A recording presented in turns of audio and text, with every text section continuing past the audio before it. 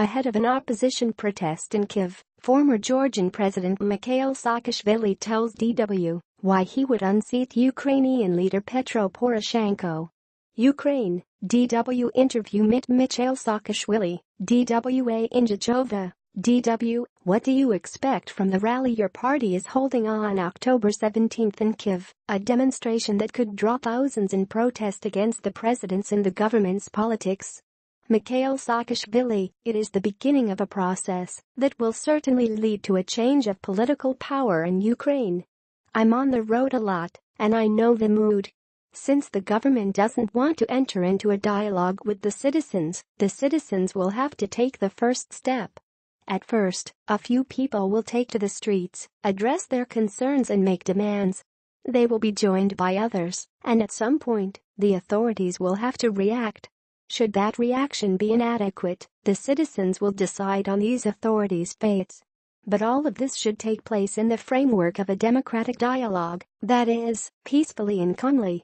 Ukraine doesn't need new Maidan revolutions.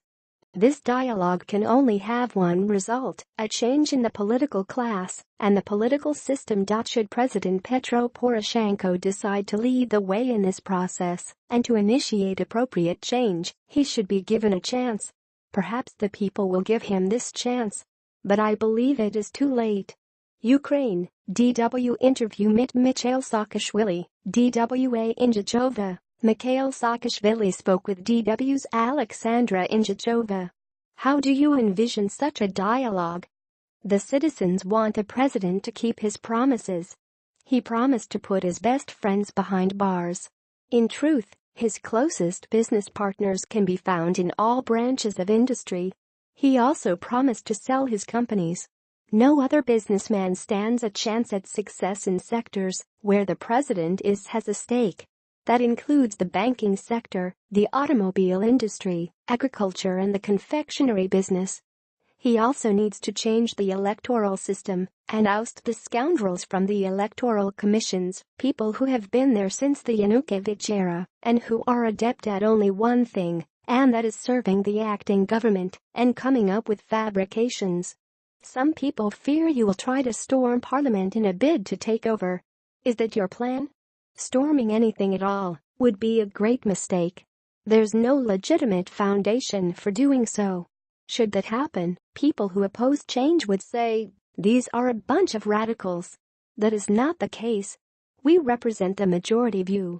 Rukrias von Poland in Ukraine, Politiker Michail Saakashvili, Picture Alliance Papt Podi Derolmanowicz. Saakashvili returned to Ukraine from Poland in mid-September. Do you want to force early presidential and parliamentary elections? That depends on the president and parliament. If they meet the people's demands, then we don't need new elections. Should the president be in favor and parliament opposed, the president should dissolve parliament. If it's vice versa, parliament should demand the president step down. Your office is being monitored by members of the Ukrainian SBU intelligence service and the police. What are your thoughts on this? This is not good for Ukraine. Poroshenko is using the SBU for political ends. That is bad for the country's security because it binds resources. Something like that is simply not done in a European country. You don't openly spy on politicians. Mikhail Saakashvili, 49, is a Ukrainian opposition politician and the former president of Georgia. He was long regarded as an ally of Ukrainian President Petro Poroshenko before he fell out of favor and stepped down from his position as governor of Ukraine's Odessa province in 2016.